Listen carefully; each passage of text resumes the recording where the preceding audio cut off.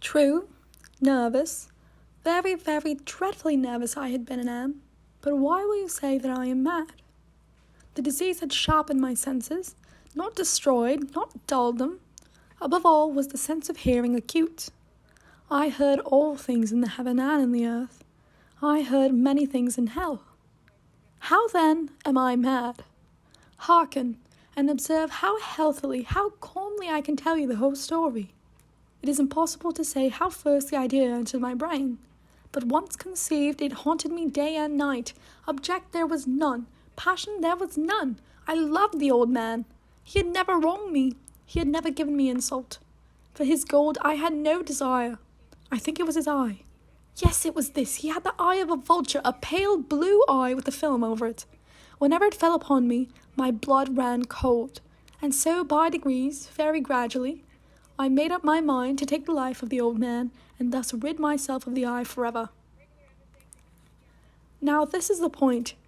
You fancy me mad. Madmen know nothing. But you should have seen me. You should have seen how wisely I proceeded, with what caution, with what foresight, with what dissimulation I went to work. I was never kinder to the old man than during the whole week before I killed him.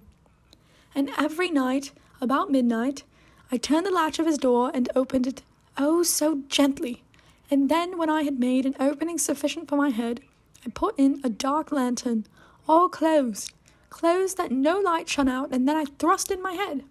Oh, you would have laughed to see how cunningly I thrust it in. I moved it slowly, very, very slowly, so that I might not disturb the old man's sleep.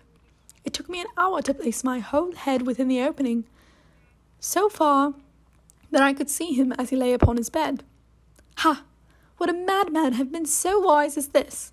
And then, when my head was well in the room, I undid the lantern cautiously, oh, so cautiously, for the hinges creaked. I undid it just so much that a single thin ray fell upon the vulture eye. And this I did for 7 long nights, every night just at midnight. But I found the eye always closed. And so it was impossible to do the work, for it was not the old man who vexed me, but his evil eye.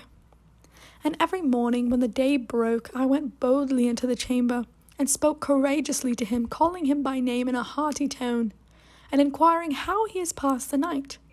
So you see, he would have been a very profound old man indeed to suspect that every night, just at 12, I looked in upon him while he slept.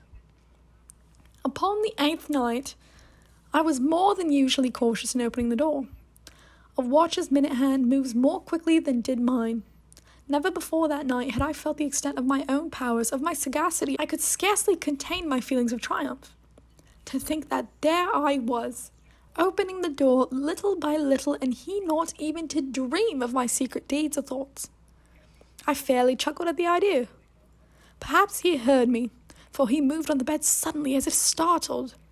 Now you may think that I drew back, but no. His room was as black as pitch with the thick darkness, for the shutters were closed, fastened, through fear of robbers, and so I knew that he could not see the opening of the door, and I kept pushing it on. Steadily, I had my head in, and I was about to open the lantern, when my thumb slipped upon the tin fastening, and the old man sprang up in bed, crying out, "Who's there?" I kept quite still and said nothing. For a whole hour I did not move a muscle, and in the meantime I did not hear him lie down. He was still sitting up in the bed listening, just as I have done, night after night, hearkening to the death watches in the wall. Presently I heard a slight groan, and I knew it was the groan of mortal terror. It was not a groan of pain or of grief. Oh no, it was the low, stifled sound that arises from the bottom of the soul when overcharged with awe. I knew the sound well. Many a night, just at midnight, when all the world slept, it has welled up from my own bosom, deepening with its dreadful echo of the terrors that distracted me. I say I knew it well. I knew what the old man felt, and I pitied him. Although I chuckled at heart, I knew that he had been lying awake ever since that first slight noise, when he had turned in the bed. His fears had been ever since growing upon him. He had been trying to fancy them causeless, but he could not. He had been saying to himself, "It is nothing but the wind in the chimney. It is only a mouse crossing the floor, or it is merely a cricket who has made a single chirp. Yes, he had been trying to comfort himself with these suppositions, but he had found all in vain, because death, in approaching him, had stalked with his black shadow before him and enveloped the victim. And it was the mournful influence of the unperceived shadow that caused him to feel, although he neither saw nor heard, to feel the presence of my head within the room. While I had waited a long time, very patiently, without hearing him lie down, I resolved to open a very, very little crevice in the lantern. So I opened it, you cannot imagine how stealthily, until at length a simple dim ray, like the thread of a spider, shot from the crevice and fell full upon the vulture eye. It was open, wide open, and I grew furious as I gazed upon it. I saw it with perfect distinctness, all a dull blue with a hideous veil over it that chilled the very marrow in my bones. But I could see nothing else of the old man's face or person, for I had directed the ray, as if by instinct, precisely upon the damned spot. And have I not told you that what you mistake for madness is but over-acuteness of the sense? Now I say, there came to my ears a low, dull, quick sound, such as a watch makes when enveloped in cotton. I knew that sound well, too. It was the beating of the old man's heart. It increased my fury as the beating of a drum stimulates a soldier into courage. But even yet I refrained and kept still. I scarcely breathed. I held the lantern motionless. I tried how steadily I could maintain the ray upon the eye. Meantime, the hellish tattoo of the heart increased.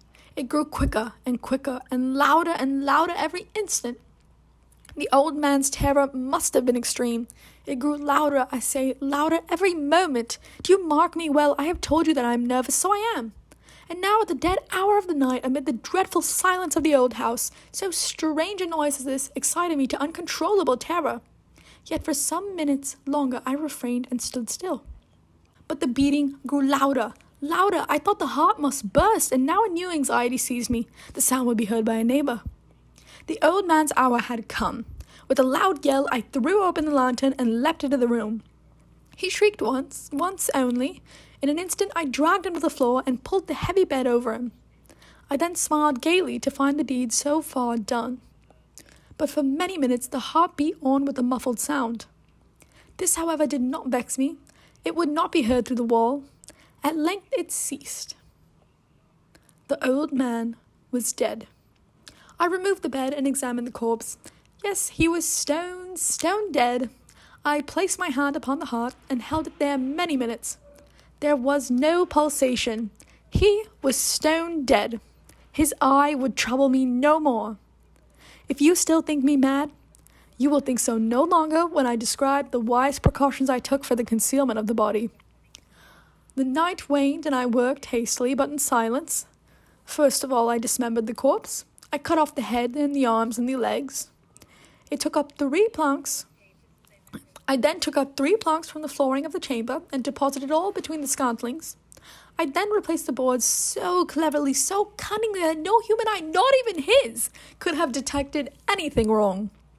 There was nothing to wash out, no stain of any kind, no blood spot whatsoever. I had been too wary for that. A tub had caught it all. When I had made an end of these labors, it was 4 o'clock, still dark as midnight. As the bell sounded the hour, there came a knocking at the street door. I went down to open it with a light heart, for what had I now to fear? There entered 3 men, who introduced themselves with perfect suavity as officers of the police. A shriek had been heard by a neighbor during the night. Suspicion of foul play had been aroused. Information had been lodged at the police office, and they, the officers, had been deputed to search the premises. I smiled, for what had I now to fear? I bade the gentleman welcome. The shriek, I said, was my own in a dream. The old man I mentioned was absent in the country. I took my visitors all over the house. I bade them search well.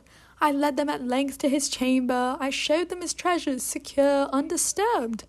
In the enthusiasm of my confidence, I brought chairs into the room and desired them here to rest from their fatigues, while I myself, in the wild audacity of my perfect triumph, placed my own seat upon the very spot beneath which reposed the corpse of the victim.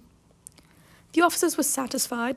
My manner had convinced them. I was singularly at ease. They sat, and while I answered cheerily, they chatted of familiar things. But ere long, I felt myself getting pale and wished them gone. My head ached, and I fancied a ringing in my ears. But still they sat and still chatted. The ringing became more distinct. It continued and became more distinct. I talked more freely to get rid of the feeling, but it continued and gained definiteness, until at length I found that the noise was not within my ears. No doubt I now grew very pale. But I talked more fluently and with a heightened voice. Yet the sound increased, and what could I do? It was a low, dull, quick sound, much as the sound of a watch makes when enveloped in cotton. I gasped for breath, and yet the officers heard it not. I talked more quickly, more vehemently, but the noise steadily increased. I arose and argued about trifles in a high key and with violent gesticulations, but the noise steadily increased. Why would they not be gone? I paced the floor to and fro with heavy strides, as if excited to fury by the observations of the men, but the noise steadily increased. Oh God, what could I do?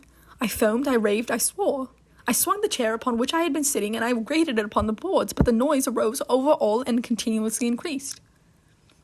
It grew louder, louder, louder, and still the men chatted pleasantly and smiled. Was it possible they heard not? Almighty God, no, they heard, they suspected, they knew. They were making a mockery of my horror. This I thought, and this I think, but anything was better than this agony. Anything was more tolerable than this derision. I could bear those hypocritical smiles no longer. I felt that I must scream or die, and now again, hark, louder, louder, louder, louder. Villains, I shrieked, dissemble no more. I admit the deed. Tear out the planks. Here. It is the beating of his hideous heart.